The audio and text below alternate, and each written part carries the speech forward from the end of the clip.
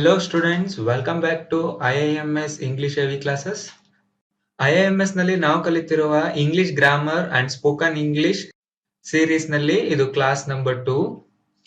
ನಾವು last class ನಲ್ಲಿ parts of speech ನ ಸ್ಟಾರ್ಟ್ ಮಾಡಿದೀವಿ. ಪಾರ್ಟ್ಸ್ ಆಫ್ ಸ್ಪೀಚ್ ಅಂದ್ರೆ ಏನು, ಅದರಲ್ಲಿ ಎಷ್ಟು ವಿಧ, ಹಾಗೆ ನೌನ್ಸ್ ಅಂದ್ರೆ ಏನು ಅನ್ನೋದನ್ನ ಕಲ್ತಿದೀವಿ. ಇವತ್ತಿನ ಕ್ಲಾಸ್ ನಲ್ಲಿ ನಾವು ಪಾರ್ಟ್ಸ್ ಆಫ್ ಸ್ಪೀಚ್ ನ ಕಂಟಿನ್ಯೂ ಮಾಡೋಣ. ಸೊ ಪಾರ್ಟ್ಸ್ ಆಫ್ ಸ್ಪೀಚ್ ಅಲ್ಲಿ ಸೆಕೆಂಡ್ ಒನ್ ಪ್ರೊನೌನ್. ಪ್ರೊನೌನ್ ನ ನಾವು ಕನ್ನಡದಲ್ಲಿ ಸರ್ವನಾಮ ಅಂತ ಕರಿತೀವಿ. So what is a pronoun? A pronoun is a word used in place of noun. So pronoun ಅನ್ನೋದು ಒಂದು ವರ್ಡ್, ಅದು ನೌನ್ ನ ಪ್ಲೇಸ್ ನಲ್ಲಿ ನಾವು ಯೂಸ್ ಮಾಡ್ತೀವಿ, ಅಂದ್ರೆ ನೌನ್ ನ ಬದಲಾಗಿ ನಾವು ಯೂಸ್ ಮಾಡ್ತೀವಿ. ನಾವು ಲಾಸ್ಟ್ ಕ್ಲಾಸ್ ನಲ್ಲಿ ನೌನ್ ಅಂದ್ರೆ ಏನು, ನೌನ್ ನಲ್ಲಿ ಎಷ್ಟು ಟೈಪ್ಸ್ ಇದೆ ಅನ್ನೋದನ್ನ ಕಲ್ತಿದ್ವಿ. ಅದಕ್ಕೆ ತುಂಬಾ ಎಕ್ಸಾಂಪಲ್ಸ್ ನ ನೋಡಿದ್ವಿ ಅಲ್ವಾ. ಫಾರ್ ಎಕ್ಸಾಂಪಲ್, ಈಗ ಪ್ರಾಪರ್ ನೌನ್, ಕೃಷ್ಣ ಅನ್ನೋದು ಒಂದು ಪ್ರಾಪರ್ ನೌನ್. ಸೊ ನಾನೇನ್ ಹೇಳ್ತೀನಿ, Krishna is a good boy, he come to the classes every day and he works very hard ಅಂತೀನಿ. ಸೊ ನಾನು Krishna is a good boy, he comes to the class every day, he works very hard ಅಂದೆ. ನಾನು ಕೃಷ್ಣ ಅಂತ first time ಅಂದೆ, second time ಅಂದ್ರೆ, but ನಾನು third time he ಅಂತ ಹೇಳಿದೆ. ಸೊ ಅದನ್ನ ಪ್ರೊನೌನ್ ಅಂತ ಕರಿತೀವಿ. ಸೊ ಇಲ್ಲಿ ಕೃಷ್ಣ ನೌನ್, he ಅನ್ನೋದು ಪ್ರೊನೌನ್. ಸೊ ಗೊತ್ತಾಯ್ತಾ, ನಾನು ಕೃಷ್ಣ ಅನ್ನೋ ವರ್ಡ್ ನ ಪ್ಲೇಸ್ ನಲ್ಲಿ he ಅನ್ನೋ ವರ್ಡ್ ನ ಯೂಸ್ ಮಾಡಿದೆ. ಸೊ he ಅನ್ನೋದು ಇಲ್ಲಿ ಪ್ರೊನೌನ್. ಆ pronoun is used in place of noun. Noun ನ ಪ್ಲೇಸ್ ನಲ್ಲಿ, ನೌನ್ ನ ಬದಲಾಗಿ ನಾವು ಯೂಸ್ ಮಾಡೋ ವರ್ಡ್ಸ್ ನ ಪ್ರೊನೌನ್ಸ್ ಅಂತ ಕರಿತೀವಿ. ಇನ್ನೊಂದು ಎಕ್ಸಾಂಪಲ್, ಶಿ. ಈಗ ನೋಡಿ, ಕಮಲಾ ಜಾಗ್ಸ್ ವೆರಿ ವೆಲ್ ಅಂದ್ರೆ ಕಮಲಾ ಚೆನ್ನಾಗಿ ಓಡುತ್ತಾಳೆ. ಶಿ ಆಲ್ಸೋ ಎಕ್ಸಸೈಸಸ್ ರೆಗ್ಯುಲರ್ಲಿ ಅಂತ ಹೇಳಿದೆ ನಾನು, ಅವಳು ಪ್ರತಿನಿತ್ಯ ಎಕ್ಸಸೈಸ್ ಮಾಡುತ್ತಾಳೆ. ಫಸ್ಟ್ ಟೈಮ್ ನಾನು ಕಮಲಾ ಅಂದೆ, ನೆಕ್ಸ್ಟ್ ಟೈಮ್ ನಾನು ಶಿ ಅಂತ ಹೇಳಿದೆ. ಅಂದ್ರೆ ಎವ್ರಿ ಟೈಮ್ ನಾನು ನೌನ್ ಯೂಸ್ ಮಾಡೋ ಬದಲು ಶಿ ಅನ್ಬಹುದು. ಸೊ ಈ ರೀತಿ ವರ್ಡ್ಸ್ ನ ನಾವು ಪ್ರೊನೌನ್ಸ್ ಅಂತ ಕರಿತೀವಿ. ಸೊ ಇನ್ನಷ್ಟು ಎಕ್ಸಾಂಪಲ್ಸ್ ನೋಡೋಣ. I, you, we, he, she and it.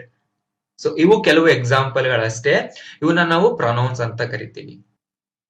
So pronounce ಅಂದ್ರೆ ಏನಂತ ಗೊತ್ತಾಯ್ತಲ್ಲ ಸ್ಟೂಡೆಂಟ್ಸ್. ಈಗ ಪಾರ್ಟ್ಸ್ ಆಫ್ ಸ್ಪೀಚ್ ನಲ್ಲಿ ನಾವು ನೌನ್ ಮುಗಿಸಿದೀವಿ, ಪ್ರೊನೌನ್ ಮುಗಿಸಿದೀವಿ. ಈಗ ಮುಂದಿನ ಪಾರ್ಟ್ ಆಫ್ ಸ್ಪೀಚ್ ಗೆ ಹೋಗೋಣ.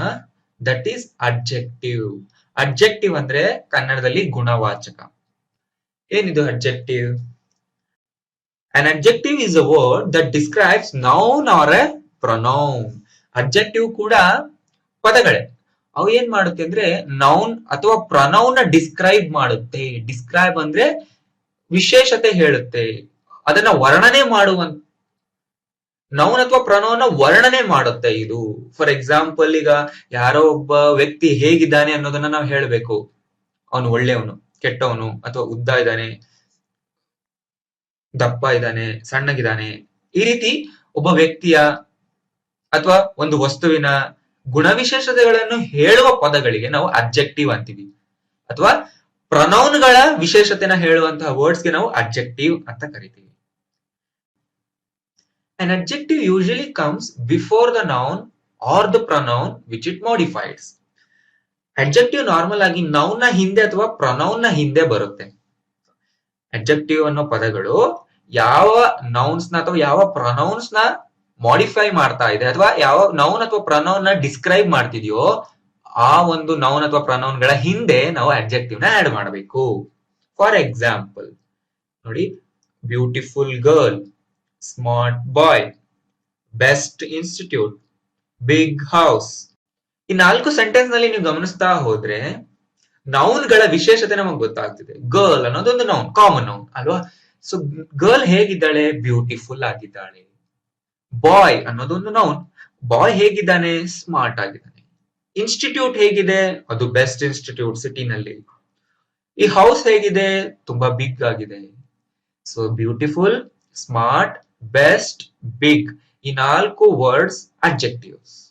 ಅಂದ್ರೆ ನೌನ್ ಅಥವಾ ಪ್ರೊನೌನ್ ವರ್ಣನೆ ಮಾಡಬೇಕು ಅಥವಾ ಅದರ ವಿಶೇಷತೆನ ಹೇಳಬೇಕು. ಎವ್ರಿ ಟೈಮ್ ವರ್ಣನೆ ಆಗಿರೋದಿಲ್ಲ. ಫಾರ್ ಎಕ್ಸಾಂಪಲ್, ಬ್ಯಾಡ್ ಬಾಯ್ ಅಂತಾನು ನಾನು ಹೇಳ್ಬೋದು, ಆಗ ಬ್ಯಾಡ್ ಅನ್ನೋದು ಇಲ್ಲಿ ಅಡ್ಜೆಕ್ಟಿವ್ ಆಗುತ್ತೆ. ಅಗ್ಲಿ ಗರ್ಲ್ ಅಂತಾನು ಹೇಳ್ಬೋದು, ಅಗ್ಲಿ ಅನ್ನೋದು ಇಲ್ಲಿ ಅಡ್ಜೆಕ್ಟಿವ್ ಆಗುತ್ತೆ.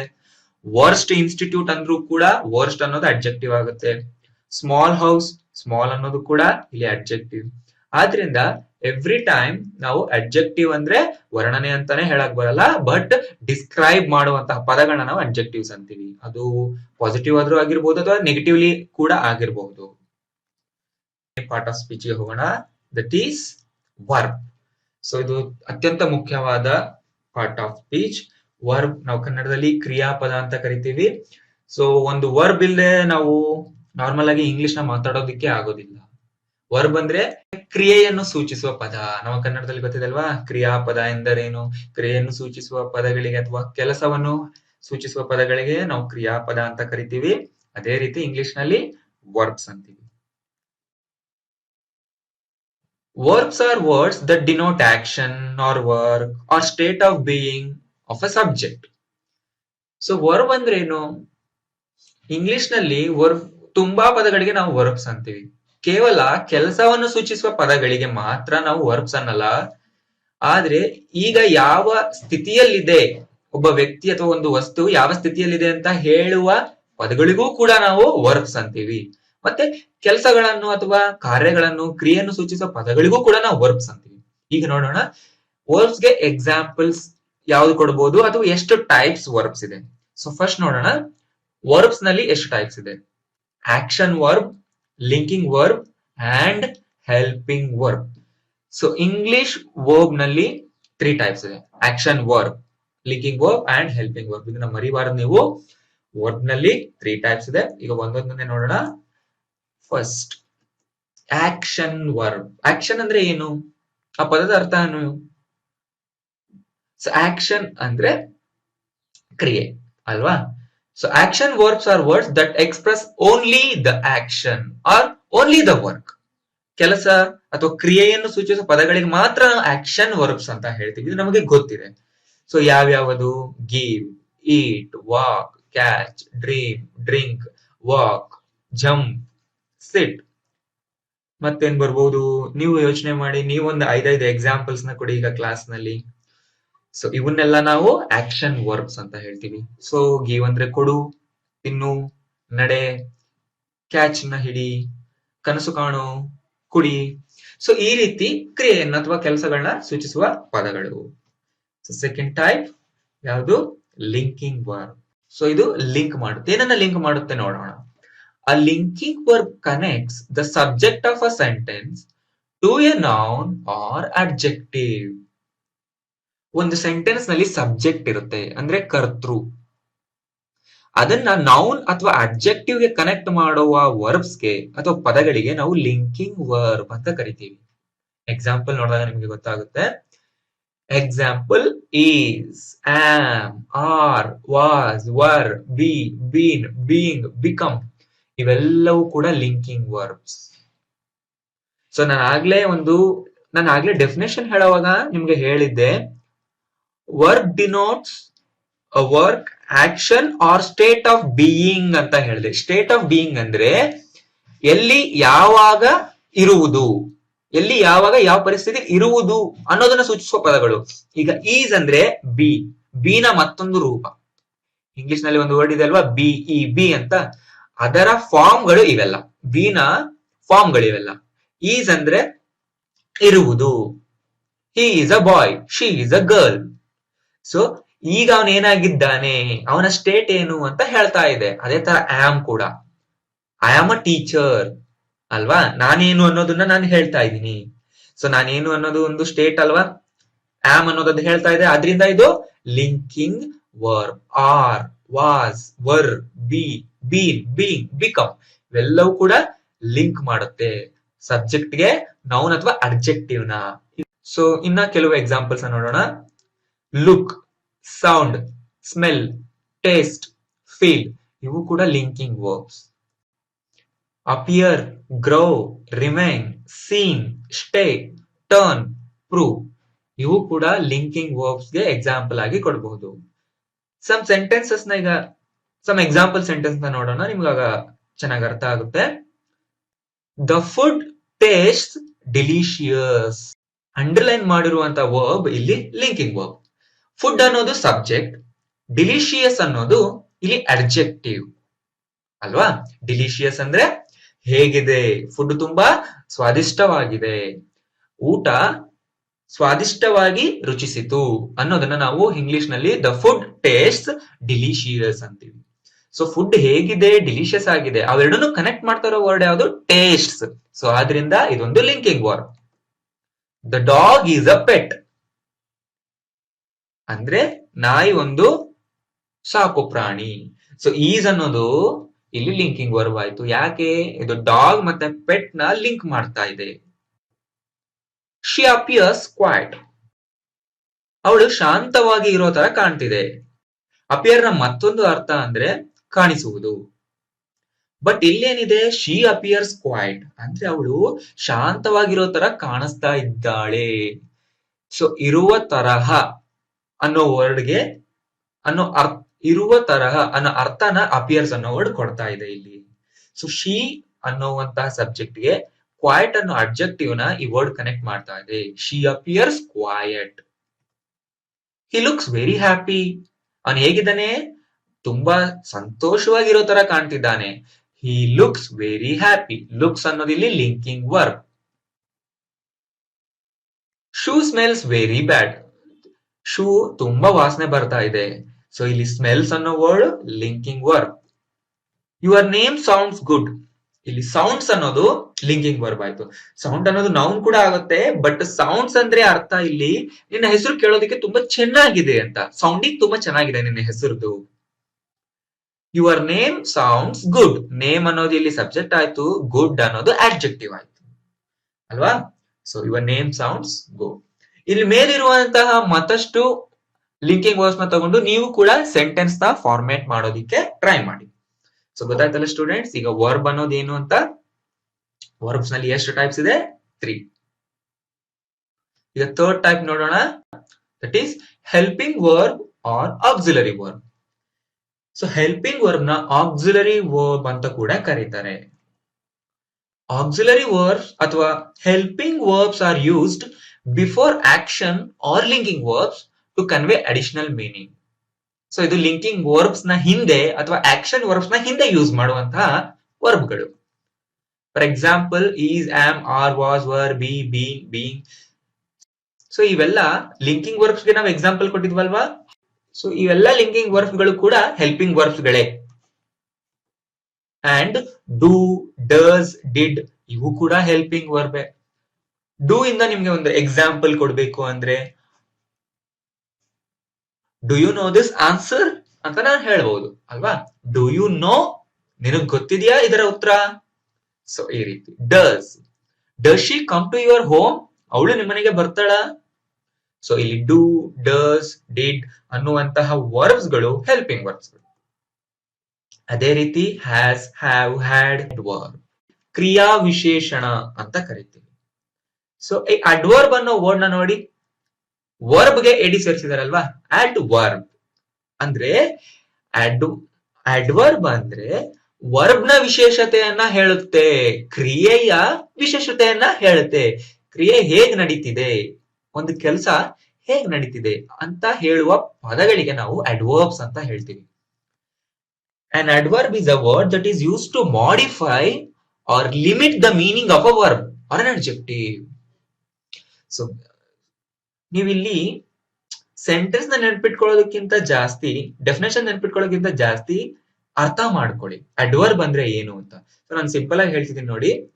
ಸೊ ಅಡ್ವರ್ಬ್ ಏನ್ ಮಾಡುತ್ತೆ, ಅಡ್ವರ್ಬ್ಸ್ ವರ್ಬ್ ಅಥವಾ ಅಡ್ಜೆಕ್ಟಿವ್ ನ ಅರ್ಥವನ್ನು ಮಾಡಿಫೈ ಮಾಡುತ್ತೆ ಅಥವಾ ಲಿಮಿಟ್ ಮಾಡುತ್ತೆ. ಸೊ ಫಾರ್ ಎಕ್ಸಾಂಪಲ್ ನೋಡೋಣ, ಗೋ ಸ್ಲೋಲಿ. ಗೋ ಅನ್ನೋದಿಲ್ಲಿ ವರ್ಬ್, ಹೇಗ್ ಹೋಗ್ತಾ ಇದ್ದಾನೆ, ಗೋ ಸ್ಲೋಲಿ. ಇಲ್ಲಿ ಗೋ ಅನ್ನೋದು ವರ್ಬ್, ಹೇಗ್ ಹೋಗ್ಬೇಕಂತ ಹೇಳ್ತಾ ಇದ್ದೆ, ಗೋ ಸ್ಲೋಲಿ, ನಿಧಾನವಾಗಿ ಹೋಗು. ಸೊ ಆದ್ರಿಂದ ಸ್ಲೋಲಿ ಅನ್ನೋದಿಲ್ಲಿ ಅಡ್ವರ್ಬ್ ಆಯ್ತು ಅಲ್ವಾ. ಹೋಗುವ ಕ್ರಿಯೆ ಹೇಗ್ ನಡೀತಾ ಇದೆ, ನಿಧಾನವಾಗಿ ನಡೀತಿದೆ, ಗೋ ಸ್ಲೋಲಿ. ಸ್ಲೋಲಿ ಅನ್ನೋದಿಲ್ಲಿ ಅಡ್ವರ್ಬ್. ಇನ್ನೊಂದು ನೀವು ಗಮನಿಸಿದ್ರೆ ಸ್ಲೋ ಅನ್ನೋ ವರ್ಡ್ ಗೆ ಎಲ್ ವೈ ಸೇರಿಸಿದ್ದಾರೆ ಅಲ್ವಾ. ಸೊ ಆದ್ರಿಂದ ನಾರ್ಮಲ್ ಆಗಿ ಅಡ್ವರ್ಬ್ ಗಳು ಅಡ್ಜೆಕ್ಟಿವ್ ಗೆ ಎಲ್ ವೈ ಸೇರಿಸಿದ್ರೆ ಆಗೋಗುತ್ತೆ. ಸ್ಲೋ ಅನ್ನೋದೊಂದು ಅಡ್ಜೆಕ್ಟಿವ್ ಅಲ್ವಾ, ಅದಕ್ಕೆ ಎಲ್ ವೈ ಸೇರಿಸಿದ್ರೆ ಸ್ಲೋಲಿ ಆಗೋಗುತ್ತೆ, ಅದಕ್ಕೆ ಎಲ್ ವೈ ಸೇರಿಸಿದ್ರೆ ಅಡ್ವರ್ಬ್ ಆಗೋಗುತ್ತೆ. ಅದೇ ರೀತಿ ಲುಕ್ ಕೇರ್ಫುಲಿ, ಅಂದ್ರೆ ಗಮನವಿಟ್ಟು ನೋಡು. ಸೊ ನೋಡು ಅಂದ್ರೆ ಗಮನವಿಟ್ಟು ನೋಡು. ಹೇಗೆ ನೋಡ್ಬೇಕು ಅಂತ ಹೇಳ್ತಾ ಇದೆ ವರ್ಡ್, ಗಮನವಿಟ್ಟು ಕೇರ್ಫುಲ್ ಆಗಿ ನೋಡು. ಸೊ ಇಲ್ಲಿ ನೋಡಿ, ಲುಕ್ ಅನ್ನೋದು ವರ್ಬ್, ಕೇರ್ಫುಲಿ ಅನ್ನೋದು ಅಡ್ವರ್ಬ್. ಐ ನೆವರ್ ಲೈ, ನಾನು ಎಂದಿಗೂ ಸುಳ್ಳು ಹೇಳುವುದಿಲ್ಲ. ಸೊ ಇಲ್ಲಿ ನೋಡಿ, ಲೈ ಅನ್ನೋದು ಇಲ್ಲಿ ವರ್ಬ್, ಸುಳ್ಳು ಹೇಳುವುದು. ಐ ನೆವರ್ ಲೈ ಅಂದ್ರೆ ನಾನು ಎಂದಿಗೂ ಸುಳ್ಳು ಹೇಳುವುದಿಲ್ಲ. ಆದ್ರಿಂದ ಅಡ್ವರ್ಬ್ ಇಲ್ಲಿ ನೆವರ್ ಆಯ್ತು. ನೆವರ್ ಅಂದ್ರೆ ಎಂದಿಗೂ, ಎಂದೆಂದಿಗೂ ನಾನು ಸುಳ್ಳು ಹೇಳುವುದಿಲ್ಲ. ಸೊ ನೆವರ್ ಅಂದ್ರೆ ಎಂದೆಂದಿಗೂ ಇಲ್ಲ. ಐ ನೆವರ್ ಲೈ, ನೆವರ್ ಅಂದ್ರೆ ಎಂದೆಂದಿಗೂ ಇಲ್ಲ ಅಂತ. ಅಂದ್ರೆ ಇಲ್ಲಿ ಸಮಯವನ್ನು ಕೂಡ ಹೇಳುವ ಪದಗಳಿಗೆ ನಾವು ಅಡ್ವರ್ಬ್ಸ್ ಅಂತೀವಿ. ಐ ನೆವರ್ ಲೈ, ನಾನು ಎಂದಿಗೂ ಸುಳ್ಳು ಹೇಳುವುದಿಲ್ಲ. The answer is not two accurate. ಉತ್ತರ ಅತಿ ಹೆಚ್ಚು ಸೂಕ್ತವಾಗಿರಲಿಲ್ಲ. ಟೂ ಅಂದ್ರೆ ಅತಿ ಹೆಚ್ಚು. ಸೊ ಅಕ್ಯುರೇಟ್ ಅನ್ನೋದಿಲ್ಲಿ ಅಡ್ಜೆಕ್ಟಿವ್ ಆಯ್ತು.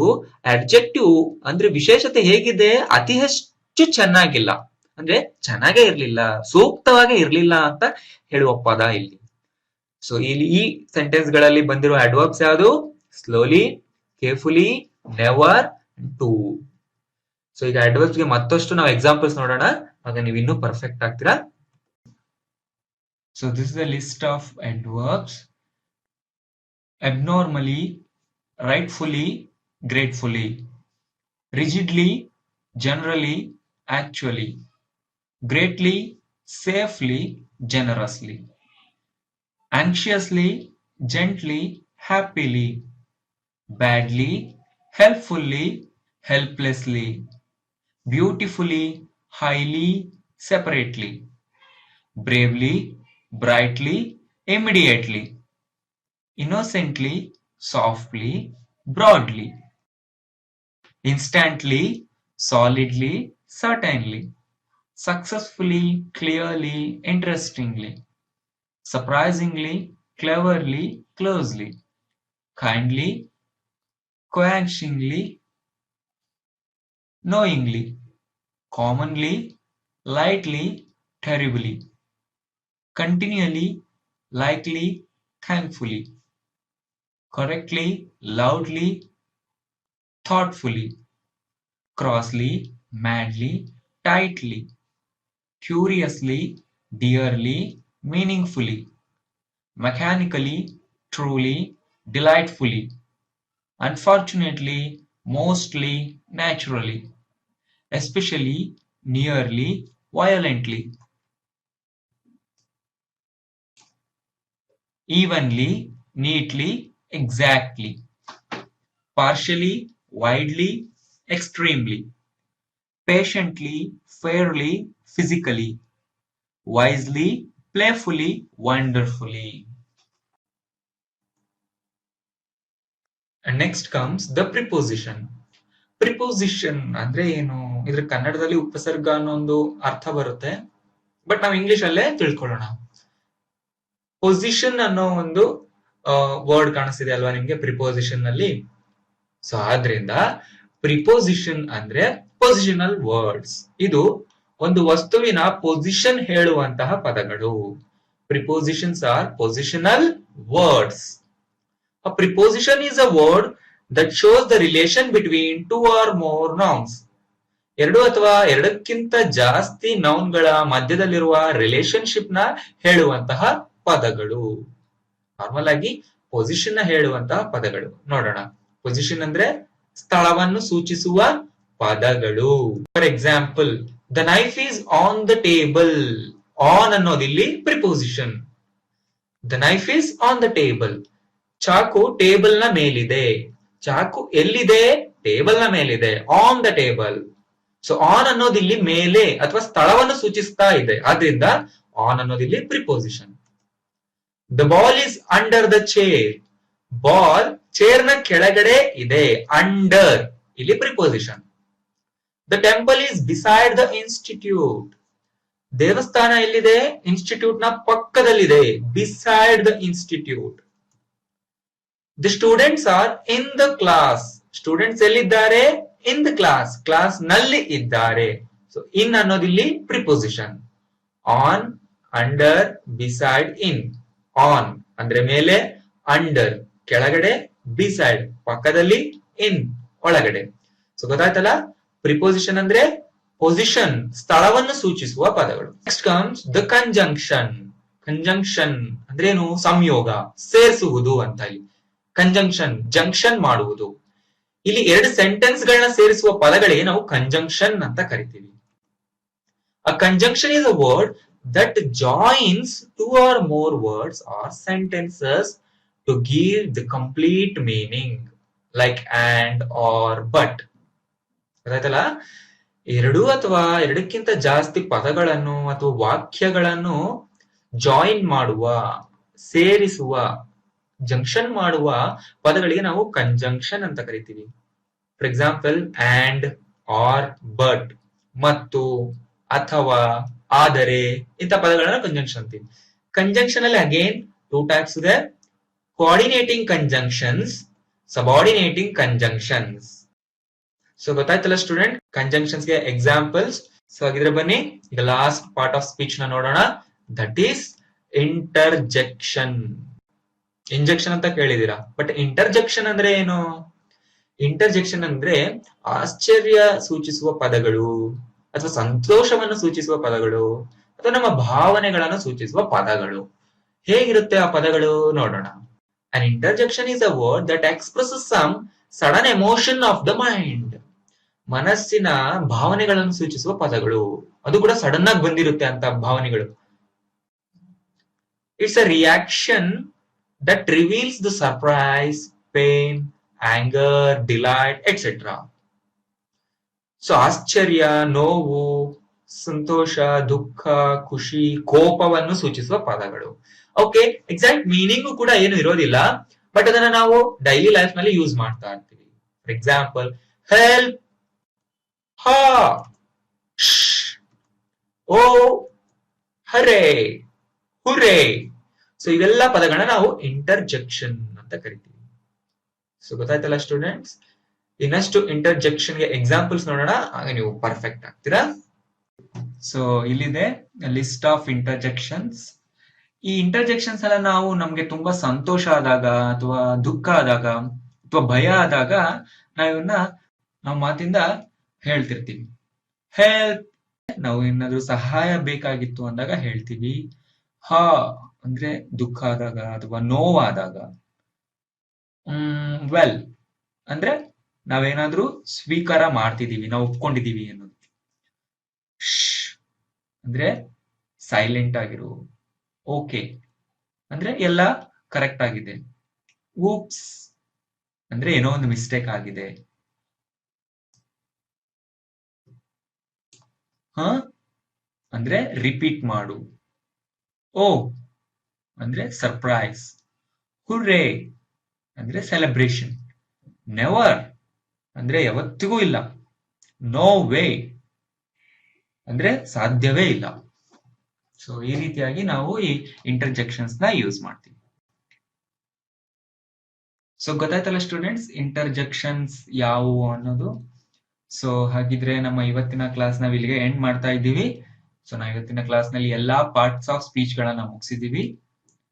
ಸೊ ನಾವು time to take the homework. So ಇವತ್ತಿನ homework: identify the different parts of speech present in this story. ಈಗ ನಿಮ್ ಮುಂದೆ ನಾನೊಂದು ಸ್ಟೋರಿನ ಡಿಸ್ಪ್ಲೇ ಮಾಡ್ತೀನಿ. ಅದೊಂದು ಚಿಕ್ಕ ಕತೆ, ಅದನ್ನ ನಿಧಾನವಾಗಿ ಓದಿ ಅರ್ಥ ಮಾಡ್ಕೊಳ್ಳಿ. ಅಂಡ್ ಅದರಲ್ಲಿ ಬರುವ ಪಾರ್ಟ್ಸ್ ಆಫ್ ಸ್ಪೀಚ್ ಗಳನ್ನೆಲ್ಲ ನೀವು ಸಪರೇಟ್ ಮಾಡಿ ಒಂದು ಲಿಸ್ಟ್ ಮಾಡಬೇಕು. ಸೊ ಇಲ್ಲಿದೆ ನೋಡಿ, ಈ ಸ್ಟೋರಿನ ನೀವು ನಿಧಾನವಾಗಿ ಕುತ್ಕೊಂಡು ಓದಿ, ಫಸ್ಟ್ ಬರ್ಕೊಂಡು ಹೋಗಿ. ಅದಾದ್ಮೇಲೆ ಈ ಒಂದು ಸ್ಟೋರಿನಲ್ಲಿ ಯಾವ್ಯಾವ ನೌನ್ಗಳು ಬಂದಿದೆ ಲಿಸ್ಟ್ ಮಾಡಿ. ಅವು ಪ್ರಾಪರ್ ನೌನ ಅಥವಾ ಕಾಮನ್ ನೌನ, ಮಟೀರಿಯಲ್ ನೌನ, ಅಥವಾ ಯಾವ ಟೈಪ್ ನೌನ್ ಅನ್ನೋದನ್ನು ಕೂಡ ಬರಿಬೇಕು. ಸೊ ಅದಾದ್ಮೇಲೆ ವರ್ಬ್ ಯಾವ್ದಿದೆ, ಅಡ್ವರ್ಬ್ ಯಾವ್ದಿದೆ, ಪ್ರಿಪೋಸಿಷನ್, ಇಂಟರ್ಜೆಕ್ಷನ್. ಸೊ ಏನೇನು ಪಾರ್ಟ್ಸ್ ಆಫ್ ಸ್ಪೀಚ್ ಗಳು ಬರುತ್ತೋ ಅವನ್ನೆಲ್ಲ ನೀವು ಒಂದು ಲಿಸ್ಟ್ ಮಾಡಬೇಕು. So this is your homework. So ಬನ್ನಿ ಸ್ಟೂಡೆಂಟ್ಸ್, ಇವತ್ತಿನ ಸಮ ಯೂಸ್ಫುಲ್ ಇಂಗ್ಲಿಷ್ ಫ್ರೇಸಸ್ ನ ನೋಡೋಣ. ಸುಸ್ವಾಗತ. ಸೊ ಇದನ್ನ ನಾವು ಇಂಗ್ಲಿಷ್ ನಲ್ಲಿ ವೆಲ್ಕಮ್ ಅಂತ ಹೇಳ್ತೀವಿ. ಹೇಗಿದ್ದೀಯಾ ಅಥವಾ ಹೇಗಿದ್ದೀರಾ? How are you? ಸ್ಟೂಡೆಂಟ್ಸ್, ನೀವು ನಿಮ್ಮ ಫ್ರೆಂಡ್ಸ್ ನ ಅಥವಾ ಮನೆಗಳಿಗೆ ಯಾರಾದ್ರೂ ಗೆಸ್ಟ್ ಬಂದಾಗ ಫಸ್ಟ್ ಟೈಮ್ ಯಾರಾದ್ರೂ ಮೀಟ್ ಮಾಡ್ತಾ ಇದ್ದೀರಾ ಅಂದಾಗ ನೀವು ಅವ್ರನ್ನ ಹೌ ಆರ್ ಯು ಅಂತ ಕೇಳ್ಬೇಕು. ಸೊ ಹೇಗಿದ್ದೀರಾ ಅಥವಾ ಹೇಗಿದ್ಯಾ ಅಂತ ನೀವು ಕನ್ನಡದಲ್ಲಿ ಕೇಳ್ತಿದ್ದೀರಾ ಅಂದ್ರೆ ಇಂಗ್ಲಿಷ್ ನಲ್ಲಿ ಹೌ ಆರ್ ಯು. ಅದಕ್ಕೆ ಉತ್ತರ ನಾನು ಚೆನ್ನಾಗಿದ್ದೇನೆ. ಇಂಗ್ಲಿಷ್ ನಲ್ಲಿ ಐ ಆಮ್ ಗುಡ್ ಅಥವಾ ಐ ಆಮ್ ಫೈನ್. ನಿಮ್ಮ ಊರು ಯಾವುದು? Where are you from? ನಂದು Bengaluru. I am from Bengaluru. ಗೊತ್ತಾಯ್ತಲ್ಲ ಸ್ಟೂಡೆಂಟ್ಸ್, ಇವು ಇವತ್ತಿನ some useful phrases. And we'll meet in the next class. Thank you.